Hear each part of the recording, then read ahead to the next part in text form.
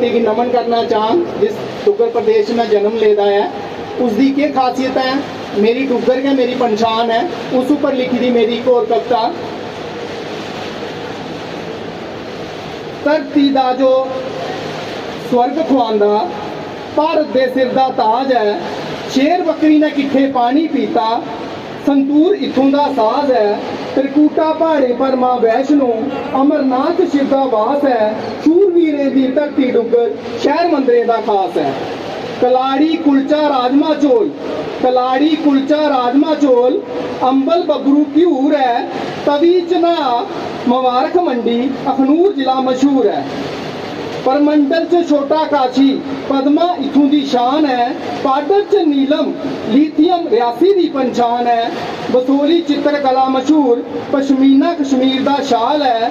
थाएं थाएं इत्थे नाड़ू बगदे, कुदरत इत्थे कमाल है। आदर मान परोने दा करदे, नहीं मनै च लोभ है।